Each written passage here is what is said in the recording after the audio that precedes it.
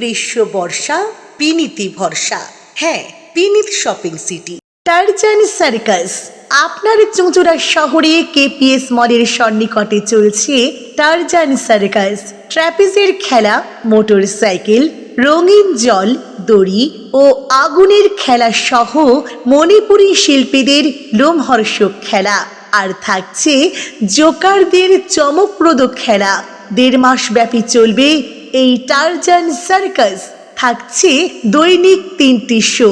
তবে আর দেরি নয়, আজই আসুন, সপরিবারে আসুন, দেখুন টারজান সার্কাস।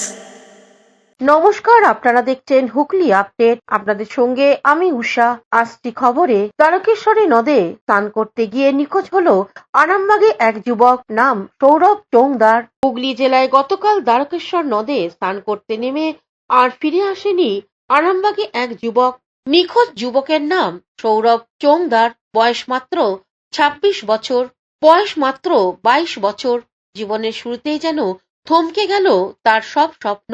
প্রত্যক্ষদর্শীদের দাবি, স্নানের সময় হঠাৎই নদীর স্রোতে তলিয়ে যান সৌরভ। চোখের সামনে ঘটে যাওয়া সেই মুহূর্ত আজও তাড়া করে বেড়াচ্ছে এলাকার মানুষকে। খবর পেয়ে ছুটে আসে পুলিশ। শুরু হয় তল্লাশি। আজ সকাল থেকেই ডুবুরি নামিয়ে চলছে প্রাণপণ চেষ্টা, যদি আর একবার ছেলেটাকে ফিরে পাওয়া যায়। নদীর পাড়ে ভিড়, উৎকণ্ঠায় দিন কাটছে পরিবারের। প্রতিটি মিনিট যেন ভারী হয়ে উঠছে অপেক্ষার ভারে। শেষ পাওয়া খবর অনুযায়ী এখনো পর্যন্ত সৌরভ চৌংদারের কোনো সন্ধান মেলেনি। তল্লাশি অভিযান চলছে। কারণ ঘটনা হচ্ছে আরামবাগ বাসুদেবপুর মনসাতলায় জ্ঞানডিবি সাহেবের কাছে দ্বারকেশ্বর নদীর চরেতে আমাদের মানে কী বলবো, ভাইপোর সমতুল্য জন 12-13 ছেলে, অল্প বয়সী সব ছেলে ফিস্টি করতে এখানে এসেছিল। নদীর চরে ফিস্টি করছিল। সেই 1:30 নাগাদ কিছু ছেলে চান করতে গেলো বাড়িতে, কিছু ছেলে এখানে ছিল চান করছিল। যারা চান করছিল তারা সাঁতার জানে না। এবারে সেই অবস্থায় জল যেখানে চান করছিল, একটু একটু করে বেড়ে বেড়ে জল যখন যায়, হাঁটুর নিচে জল চলে যায়, কোমরের নিচে জল চলে যায়, তখন হচ্ছে কার জায়গায় পড়ে যায়। পড়ে যাওয়ার পর সেখানে নিথল জল, সেখানে থর নেই, এবং সেই অবস্থা ভাসা অবস্থায় দুজনকে কোনো রকমে উদ্ধার করা গেছে। কিন্তু বাকি একজনকে যে তলিয়ে গেছে, সেই তারপর থেকে কোনো উদ্ধার করতে পারিনি আমরা। তারপর থেকে চলছে। প্রশাসন এসেছে সাহায্য করছে, কিন্তু তারা ওই ডুবুরি আনতে পারেনি। ডুবুরি আস্তে আস্তে করে আমাদেরকে বললো আস্তে আস্তে 2 ঘন্টার মধ্যে চলে আসবে, সে আসেনি।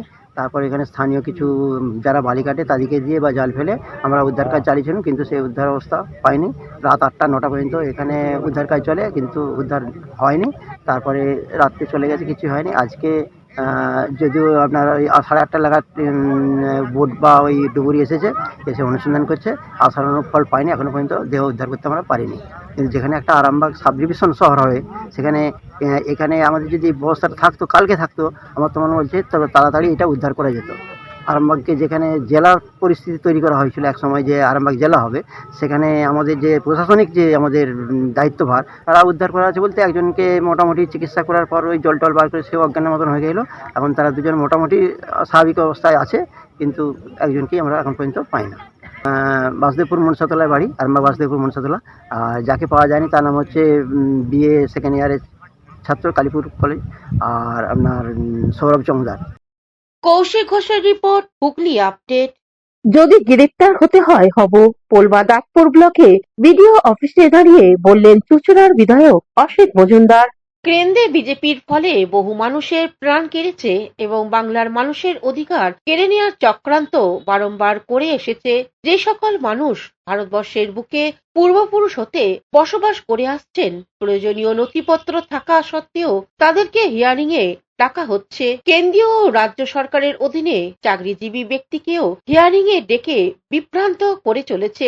বয়স্ক ও অসুস্থ ব্যক্তিকেও হিয়ারিং এ নোটিশ দিয়েছেন এবং যে সকল বিএলআরওদের সর্বরকম সাহায্য সহযোগিতা নিয়ে নির্বাচন কমিশন SIR প্রক্রিয়ার কার্যক্রম এলাকায় এলাকায় সুষ্ঠু সুন্দরভাবে করেছেন, তাদেরকেও আজ বঞ্চিত করছে কোনো বৈধ আইনের দ্বারা।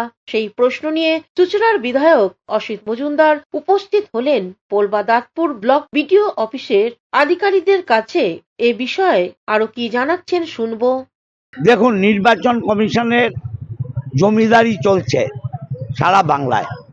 এই জমিদারির বিরুদ্ধে আমরা, যে মানুষগুলো সরকারের এবং কেন্দ্রীয় সরকারের, রাজ্য সরকারের কাজ করেছে, তারা হিয়ারিংয়ে ডাক পেয়েছে, যারা ভারতবর্ষের সেনাবাহিনীতে কাজ করেছে তারা হিয়ারিংয়ে ডাক পেয়েছে, যারা 2002-এ ভোটার লিস্টে নাম আছে তারা হিয়ারিংয়ে ডাক পেয়েছে, যারা বিভিন্নভাবে 40 বছর 50 বছর ভারতের নাগরিক তারা হিয়ারিংয়ে ডাক পেয়েছে। এটা তো জমিদারি নয়। এবং যে বিএলওগুলো বিএলও 2-তে সাহায্য নিয়ে এই 1 মাসের মধ্যে নির্বাচন কমিশনের দাদাগিরি সহ্য করলো, হেল্প করলো বিএলওদের, আজকে সেই বিএলও 2রা ভেতরে ঢুকতে পারবে না। এটা কেন হবে? এটা কোন আইন?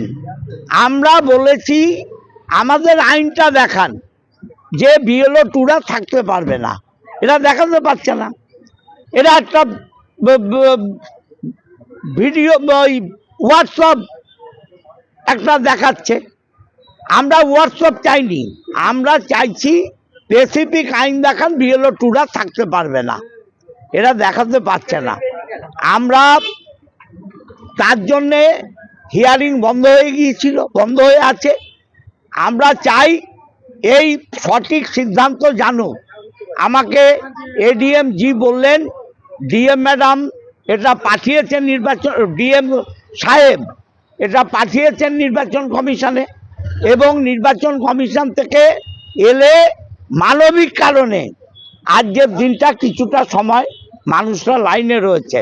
আমরা যে বৃদ্ধ মানুষগুলোকে অন্যায়ভাবে নোটিশ করা হয়েছে তাদের কথা ভেবে কিছু সময়ের জন্য আমরা ছেড়েছি, এবং বিএলও 2রা না ঢুকলে কালকে থেকে আবার বন্ধ। হুগলি থেকে পানুপালের সঙ্গে চন্দ্রনাথ দত্তের রিপোর্ট, হুগলি আপডেট। জামালপুরে এসআইআর এর শুনানি দেখে ক্ষোভ প্রকাশ করলেন ব্লক সভাপতি মেহমুদ খান। সারা রাজ্য জুড়ে এসআইআর এর হিয়ারিং ও ভেরিফিকেশনের কাজ চলছে।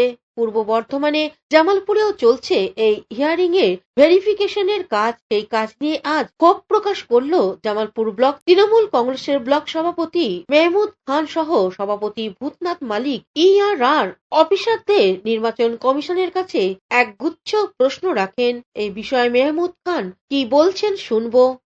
আমরা প্রত্যেকটা ক্যাম্পে আমরা গেলাম। সাধারণ মানুষ যারা আজকে ভারতবর্ষের বুকে ভারতীয় হয়েও তাদের প্রমাণ করাতে হচ্ছে আমরা ভারতবাসী, সেই ক্ষেত্রে যেমন 80-85 বছর বয়স এবং যাদের প্রতিবন্ধী, যারা আমাদের প্রেগনেন্ট আছে 8-9 মাস যখন আছে, তারাই লাইনে দাঁড়িয়ে তারা হিয়ারিংয়ে, তাদের প্রতি যেভাবে এটা হচ্ছে, আমাদের বক্তব্য এটাই, যখন নির্বাচন আসে বিএলএ যে বিএলএ 2 যেমন আজকে যখন এসআর শুরু হয় তখন গ্রামে গ্রামে তাদের সঙ্গে বিএলওর সঙ্গে বিএলএ 2 এর তাদের সঙ্গে সমন্বয় রেখে সেখানে কে মৃত কে কি সেখানে কিন্তু সই সাবত করতে হয়েছে। কিন্তু আজকে যখন এখানে হিয়ারিং হচ্ছে সেখানে কোনো দলের প্রতিনিধি রাখছে না। আমাদের দাবি হয়েছে বিএলএ 2 যারা আছে তাদেরকেও আমাদের হিয়ারিংয়ে রাখতে হবে, কারণ একটা মানুষ যখন হিয়ারিং নেই, হিয়ারিংয়ে দেখা গেল যে 200 জন হিয়ারিং নিচ্ছেন, তাহলে একটা মানুষ এই 200 লোককে যখন হিয়ারিং নেমে লাস্টে কিন্তু তারা হয়তো বুঝতে পারবে না, সে মেমোরি কাজ করবে না। সেই জন্য আমরা চাইছি যে আমাদের দলের পক্ষ থেকে, তৃণমূল কংগ্রেসের পক্ষ থেকে, আমাদের যেন ভোটের টাইমে যখন এজেন্ট থাকে, বিভিন্ন দলের এজেন্ট থাকে, তাহলে আমরা চাইবো যে এইখানেও সেই জায়গায় আমাদের বিএলএ 2কে তাদের রাখা হোক। এবং আমরা সেইটা নিয়ে বিভিন্ন ক্যাম্পে ঘোরার পর, এবং আরও ম্যাডাম ছিলেন, আমাদের বিডিও সাহেব ছিলেন, আমরা ওখানে বললাম যে কি কারণে এগুলো হচ্ছে, বলছে আমাদের কোনো অর্ডার নেই। এবং যারা আজকে আমাদের বাইরে কাজ করতে গেছেন, আমাদের শ্রমিক যারা, তাদেরকে বলছে আমাদের এখানে ফিল্ড ভেরিফিকেশন করতে হবে, তাদেরকে আসতে হবে। তো আমাদের দাবি হচ্ছে তাহলে নির্বাচন কমিশনার, আমাদের বক্তব্য এইটাই যে তারা এই যে কাজে গেছে তারা আসবে কি করে। তাদেরকে বলেছিল যখন ফর্ম ফিল আপ করা হয়েছিল যে বাড়ির যে কোনো গার্জেন তারা ফর্ম ফিল আপ করে জমা দিলে, তারা সই করে দিলে তাদের কোনো সমস্যা কিছু নেই, এই অর্ডারটাই ছিল। কিন্তু এখন বলছে ফিল্ডে আসতে হবে। তারা আজকে যারা পরিযায়ী শ্রমিক, তারা পেটের দায়ে কেউ রাজমিস্ত্রির কাজ করে, কেউ রং করা কাজ করে, কারা কেরলে আছে, কারা বিভিন্ন জায়গায় আছে, কিছু মানুষ আরবে আছে, কিছু মানে ব্যাঙ্গালোরে আছে। এই মানুষগুলোকে এই মুহূর্তে এনে তাদের তো পেটের ভাত মারা যাবে। এই ক্ষেত্রে আজকে আমি একটা 30 কিলোমিটার দূর থেকে একজন বয়স্ক মহিলা এসেছেন, সে এখানে হা হাও করে কাঁদছে যে আমি এত দূর থেকে এখানে এসেছি, তার একটা ছেলে প্রতিবন্ধী, আমি ওখানে একটা প্রতিবন্ধী আছে। সেই ক্ষেত্রে আমরা বিডিওকে আমরা জানালাম, আর ওকে জানালাম, বলে আমাদের কোনো লিখিত অর্ডার নেই। তো আমরা লিখিত অভিযোগ আমরা জানাচ্ছি সেই ক্ষেত্রে আমাদের দলের পক্ষ থেকে উনি কি ব্যবস্থা নেন। আমাদের দাবি হচ্ছে কি, যারা প্রেগনেন্ট মহিলা তাদের যেন বাড়িতে হিয়ারিং হয়, যারা বয়স্ক আছে তাদের বাড়িতে যেন হিয়ারিং হয়, যারা প্রতিবন্ধী তাদের যেন হিয়ারিং হয়। আর এই ক্ষেত্রে আমরা বিভিন্ন ক্যাম্পে ঘুরে দেখলাম সাধারণ মানুষ যেভাবে হ্যারাস হচ্ছে, যারা অসহায় মানুষ, যারা খেটে খাওয়া মানুষ, যারা লেখাপড়া জানে না, তারা কোন কথাটা বলছে সেটা বুঝতে পারছে না। সেই ক্ষেত্রে আমরা চাইছি যে বৈধ ভোটার একটাও যাতে না বাদ যায়, সেই জন্য আমরা বিভিন্ন জায়গায় আমরা চাইছি BLA 2 তারা যেন প্রত্যেকটা হিয়ারিংয়ে যেন আমাদের থাকে, এই দাবি নিয়ে আমরা এসেছিলাম। হুগলি জামালপুর থেকে আশিস ঘোষের রিপোর্ট, হুগলি আপডেট। এখন নিয়ে নেব বিজ্ঞাপন বিরতি। বিরতির পর ফিরে আসছি খবরে।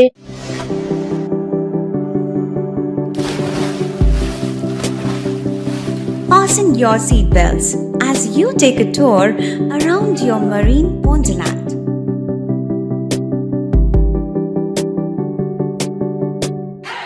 Spend a day at Aqua Marina and enjoy an array of water slides that give you butterflies in your tummy.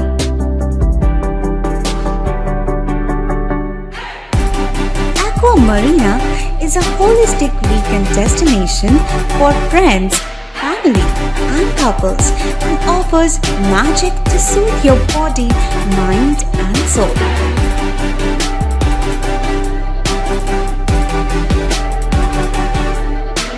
Aqua Marina, your customized magician. Welcome aboard and see the magic unfold. শীত, গ্রীষ্ম, বর্ষা, পিনিতি ভরসা। হ্যাঁ, পিনিত shopping city. যে কোনো মরশুমের readymade জামা কাপড় পাওয়া যায় একই ছাদের তলায়। ছোট থেকে বড়, পুরুষ, মহিলা ও শিশুদের একমাত্র নির্ভরযোগ্য প্রতিষ্ঠান। শীতকালীন যে কোনো শাড়ি, জিন্স, টপ, কুর্তি, চুড়িদার, পাঞ্জাবি মানেই পিনিত শপিং সিটি। আখন বাজার, চুঁচুড়া, Hooghly. Amala nursing home. Enjoy a weekend at Vedam, the paradise of peace. A home away from home.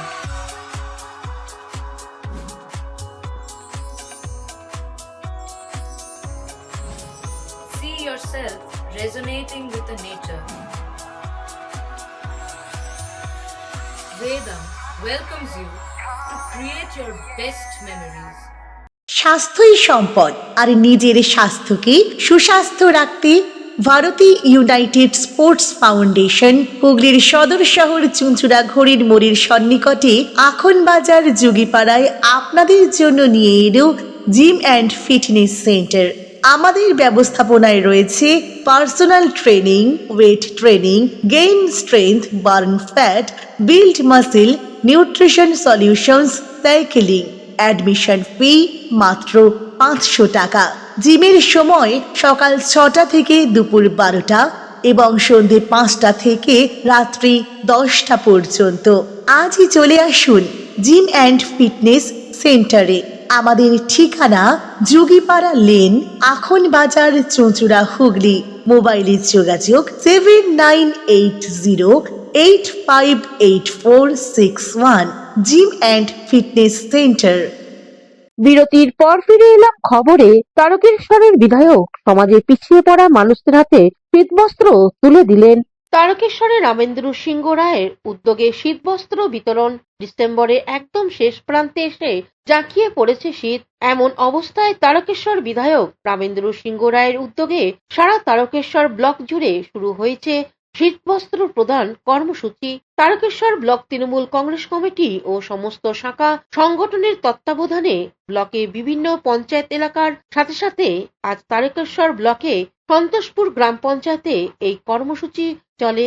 উপস্থিত ছিলেন তারকেশ্বর বিধায়ক তথা আরামবাগ সাংগঠনিক জেলার তৃণমূল কংগ্রেসের সভাপতি রামেন্দ্র সিংহ রায়, সন্তোষপুর পঞ্চায়েত প্রধান রাজকুমার সাঁতরা, উপপ্রধান সহ অন্যান্য সদস্যরা এবং তৃণমূলের অন্যান্য নেতৃত্ববৃন্দ।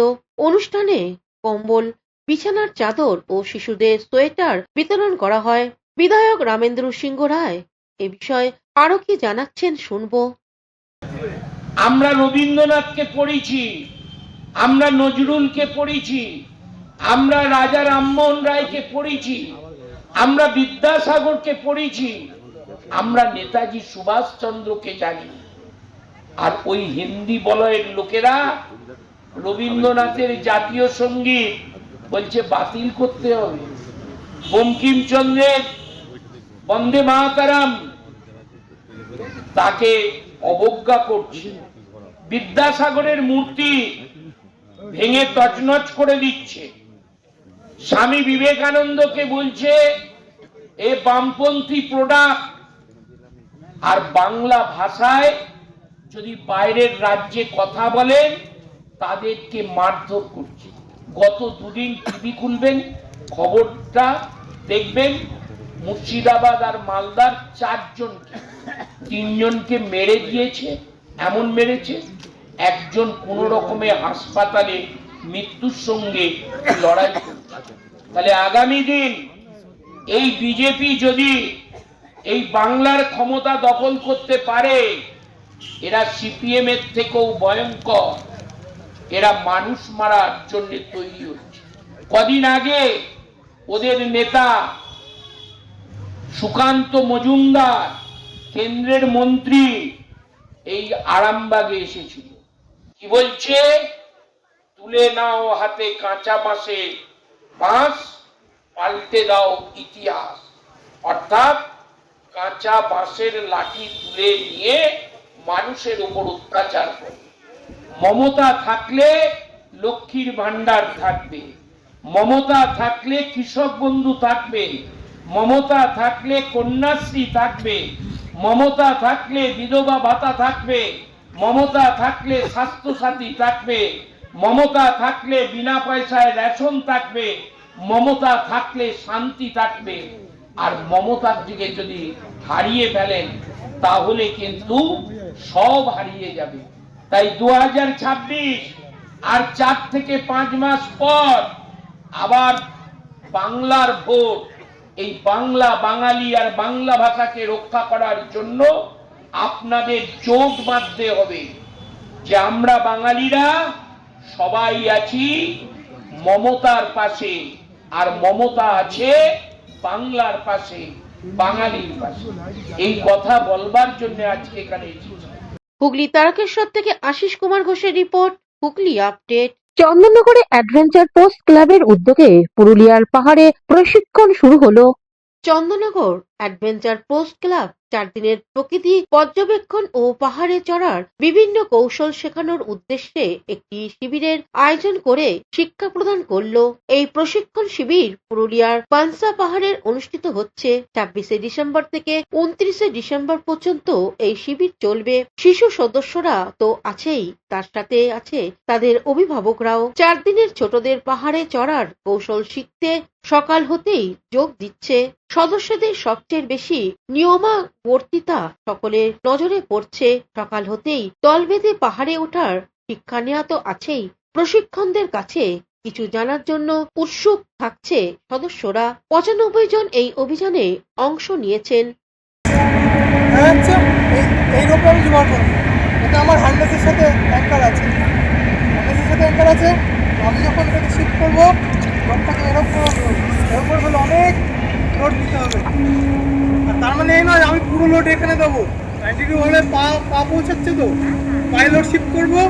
হ্যাঁ, তাহলে হাতে অনেক প্রেশার কম দিতে হবে। পায়ে শিফট করলাম। হুগলি থেকে শ্যামল সিনহার রিপোর্ট, হুগলি আপডেট। রং ছাড়া রঙিন ছবি নিয়ে কোলাজ প্রদর্শনী সমাপ্ত হলো চুঁচুড়ায়। রং ছাড়া রঙিন ছবি ভাবা যায় না। শুধু খবরের কাগজ কেটে ছবি তৈরি করে কোলাজ শিল্পী তপন সাহা দুঃসাহসিক কাজ উপহার দিলেন। 72টি রং ছাড়া রঙিন ছবি নিয়ে হুগলি চুঁচুড়া পৌরসভার কমিউনিটি হলে দুপুর 2টো থেকে প্রদর্শনী চলছে। 23শে ডিসেম্বর এই প্রদর্শনী শুরু হয়ে চলবে 29শে ডিসেম্বর পর্যন্ত। প্রতিদিন ছবি যারা ভালোবাসেন তারা এসে ভিড় জমিয়েছেন। হাওড়া ও হুগলি জেলার কোলাজ পরিবার এই প্রদর্শনী উদ্যোক্তা তপন সাহা এক সাক্ষাৎকারে কি বলছেন শুনবো। রং ছাড়া রঙিন ছবির একটা প্রদর্শনী চলছে। গত 23 তারিখ 4:31 কোলাজ সংসার এবং চিহ্ন নিয়ে ছিন্নঘাট, এই দুটো সংস্থার কিছু কোলাজ প্রেমী মানুষজন হাওড়া হুগলিতে যাদের বাস, তারা এক জায়গায় হয়ে একটা মিটিং করেছিল যে এই শহরের বুকে একটা এক্সিবিশন করা সম্ভব কিনা। তাদের সকলের প্রচেষ্টায়, সকলের আন্তরিকতায় এবং সবথেকে বড় কথা সকলের পরিশ্রম আজকে এই জায়গাটা আমরা পেয়েছি এবং সেখানে এক্সিবিশনটা হচ্ছে। আগামী 29 তারিখ পর্যন্ত চলবে 2টো থেকে 8টা। আমি সকলকে অনুরোধ করব, যারা ছবি ভালোবাসেন, কোলাজকে ভালোবাসেন, তারা আসুন, এসে ছবি দেখুন, ছবির পাশে থাকুন। হুগলি থেকে শ্যামল সিনহার রিপোর্ট, হুগলি আপডেট। এখনকার মতন খবর এই পর্যন্তই। প্রতিদিন দেখুন হুগলি আপডেট। নমস্কার।